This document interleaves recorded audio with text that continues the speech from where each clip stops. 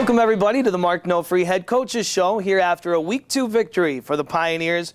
As always, we are joined by the head coach of Sacred Heart, Mark Nofri. And, Coach, a 27-14 win against a real quality program in Lafayette.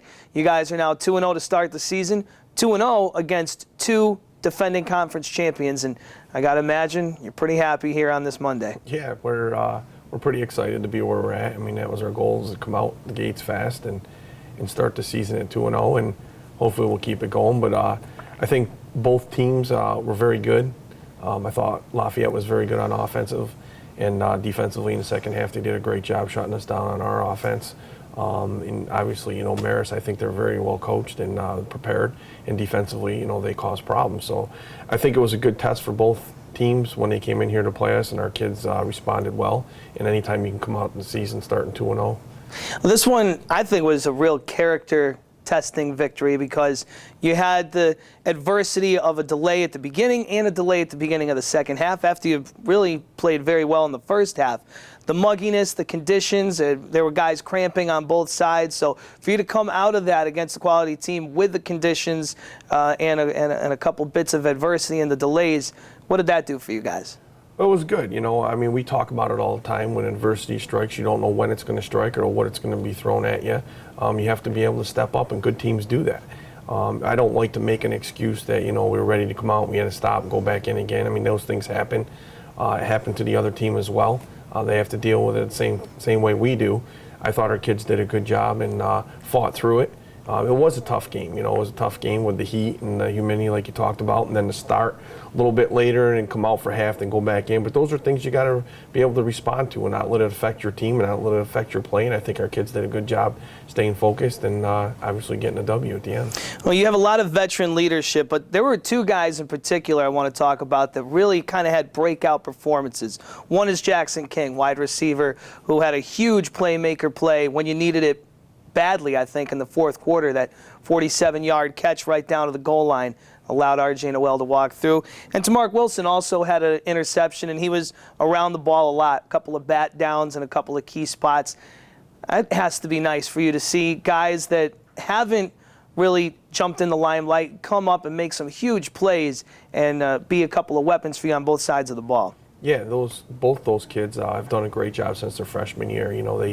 They've come in, they've worked hard in the offseason, on the field, off the field. We talked about it this year, coming through camp. What did you want to see in camp? What did you want to get out of spring ball? And we wanted to see some of these kids that, hadn't played much step up and assume a role on our team, and they did. And they worked their butts off, and I couldn't be happier for either kid. They're great kids, and they're kind of what you want here. We're a type of kid that fits Sacred Heart's mold. Good students, both great kids off the field, do everything that you ask.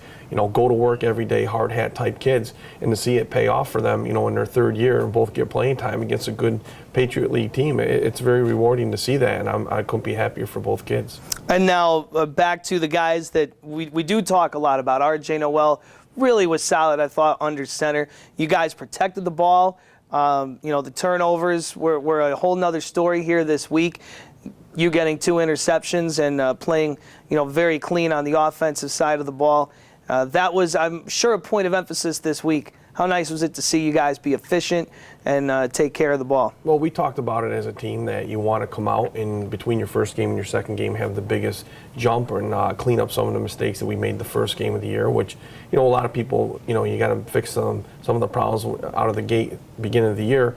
And some of the things we talked about were the penalties, which the other night we only had 3 opposed to 10 last week.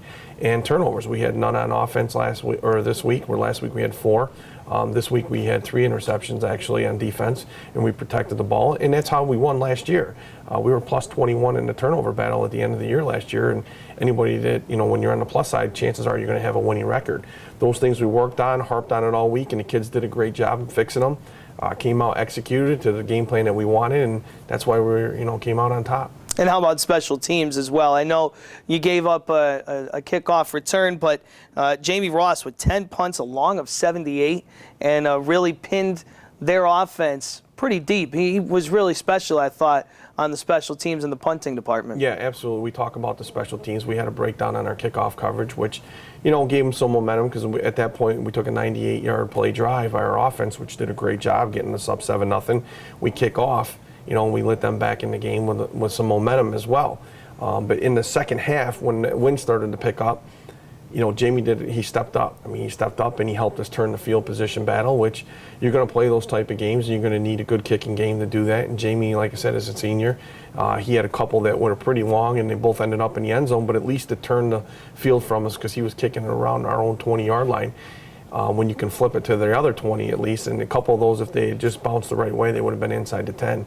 So he was huge for us, and it was a great job by him in the third quarter and fourth quarter. Yeah, and I thought also Alec Finney made a good adjustment after the run back in his approach kicking, and of course Chris Rogers contributed all the extra points and a couple of decent field goals as well, about the mid-30s range. So, you know, special teams, as you know, they're a very big part. We know that the offense is going to do what it does, and the defense has been swarming. But special teams really, you know, seem to... We talk about it. We practice it a lot in practice. You know, we spend a lot of time on our special teams and try and stress to the kids how important it is. And it's a big facet of the game. And it could win you a ball game or it could lose you a ball game if you're not good in that area. All right, let's move forward to Assumption here. You had 2,500 people in the stands. Hardy souls, obviously, with the conditions not being great. And you have Assumption coming in, week 3, off to a good start. Post-game fireworks. I mean, everything is feeling pretty good here around Sacred Heart football on these Saturday games. How much are you guys looking forward to the whole atmosphere, everything that will be going on Saturday as Assumption comes to town?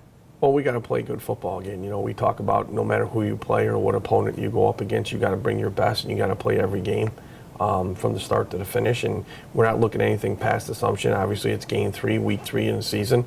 And they're a good Division II team that can come in here and beat us if we don't play our game. And if our kids aren't ready or something goes haywire and we don't, you know, face the adversity and step up, you know, it could be a long day for us. So I think the kids need to be ready. I think the atmosphere of the last 2 games at home have been outstanding. It's great to open the season 4 games in a row at home. But I do need, you know, the support from the students, faculty, staff, and the other teams on campus to keep coming out and helping us here at home. And it's a great atmosphere for our kids and coaches, and we just love looking up and seeing, you know, the sea of red. All right, great. Have a great week of practice. We'll see you Saturday. Thank you. Coach Mark Nofri is always joining us on the weekly Head Coaches Show. And again, it is Assumption coming to town this Saturday, the football firework frenzy to follow. And if you are around, come on out to Campus Field. See the 2-0 Pioneers look to improve to 3-0.